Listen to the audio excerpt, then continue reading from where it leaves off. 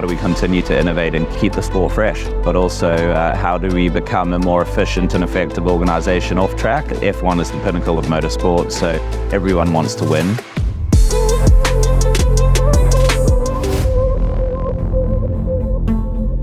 Formula One is big business. F1 racing attracts more than 500 million fans from around the world. In-person race attendance gets close to 500,000 at some venues, and the global viewing audience now averages about 70 million people per race.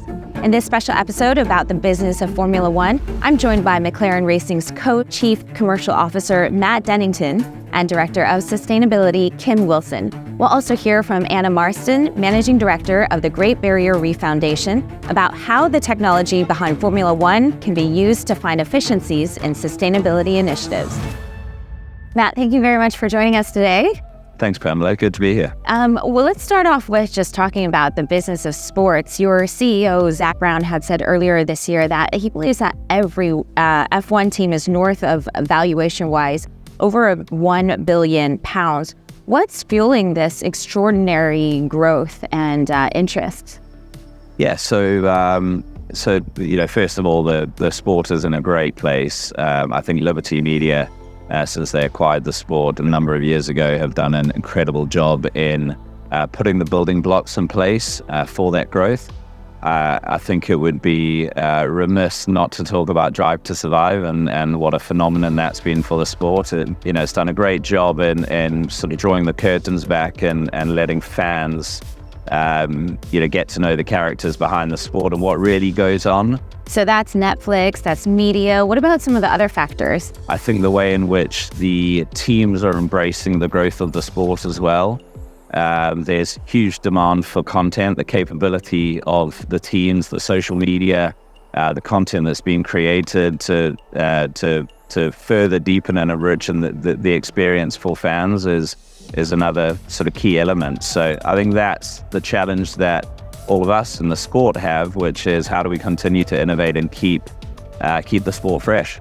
And let's talk about winning. How important do you think winning is in this highly, highly competitive sport? F1 is the pinnacle of motorsport, so everyone wants to win.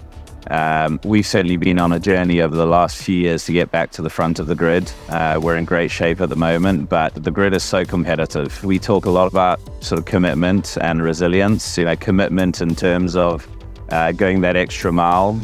Sport can be really sort of black and white in terms of that line between success and failure. And I think, you're probably going to have more bad days than you have good days. And then finally, just from a consumer standpoint, we're all about the fan and how do we deepen those experiences and that engagement opportunities alongside our partners for our fan base. These partnerships that you speak of, it really goes beyond just the racing, petrol, and the cars. This F1 really has emerged into an extraordinary platform, much more beyond racing, to have those brand promotions and partnerships. So what do you think is attractive about this platform and unique about this sport? Well, I think sport in general has this incredible ability to bring people together. So, and that's a great opportunity for our partners to be able to connect with the audience in a really authentic way. I mean, we're sitting here at the Conrad, one of the Hilton hotels, who have been a partner of ours for, it'll be 20 years next year. So how do they deepen the experiences for their Hilton Honors members? And that can be anything from meeting the drivers to, spending a weekend being a part of the teams. The audience growth has been great for the sport, but I think the diversity in that audience has been incredible. I think we've seen an influx of 306 million new female fans since 2017. So that's certainly an area as McLaren, as a brand, that we're trying to tap into. We're seen as being the most inclusive team on the grid. So a lot of our marketing and activity leans into that. And because you have seen such great success and the audience growing so fast, do you feel like at some point you've reached a saturation, or are you just getting started? Oh, I think we're just getting started. I think those many touch points that the fans now are able to connect with the sport on. You've got lifestyle brands coming into the sport. You've almost got this this sort of coming together. F1's providing a platform for, fashion, film, arts, music, and it's just great to see all of those passion points coming into one spot for the fans to engage with. We're going to segue now into one of the other big opportunities being created out of this ecosystem, and that's parlaying racing team discipline to solve the world's biggest environmental challenges. Kim, Anna, thank you very much for joining us. Kim, what makes McLaren so successful at this sort of initiative? So I think we have three things. Firstly, McLaren's invested in a team of sustainability experts and professionals who are looking at what our impacts are and what difference we can make. So we've got the professional discipline within the team. I think the second thing is we've got this great team called McLaren Accelerator, and they work exclusively with our partners, and they translate F1 know-how, knowledge and expertise into solving real-world problems, and they're working on some sustainability solutions with us. And then I think the other thing is that we've just got an amazing platform where we're able to, through our fantastic network of partners as well as our fan base, really use that to educate and raise awareness about the things that we're doing and some of the issues that we're backing.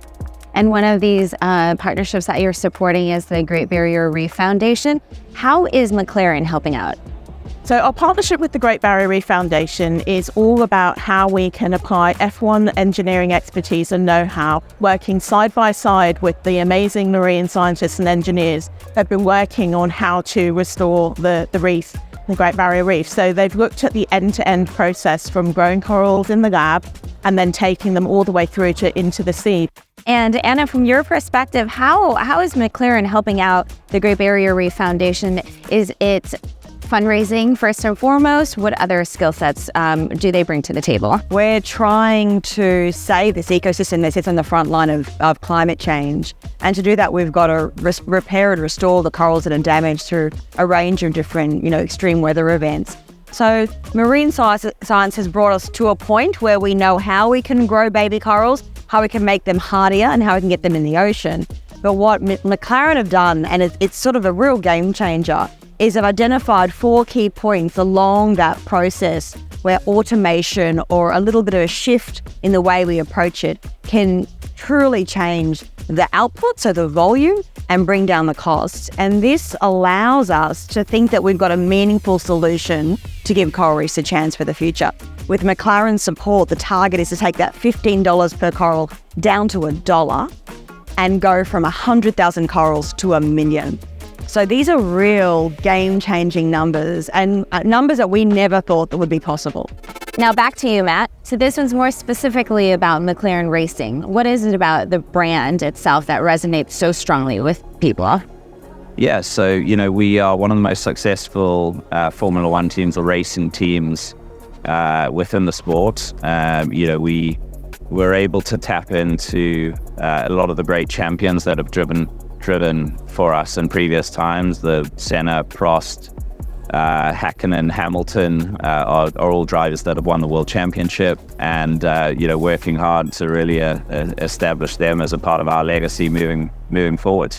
Looking to the future, F1 World Championship 2024? Yeah, big question. It's we're excited. We feel great about the position that we're in. There's huge belief in the organization. We have great support from all of our partners at the moment. The grid is hugely competitive. There's 4 teams that are at the top and are racing really hard. So let's see what happens. But we're excited for it.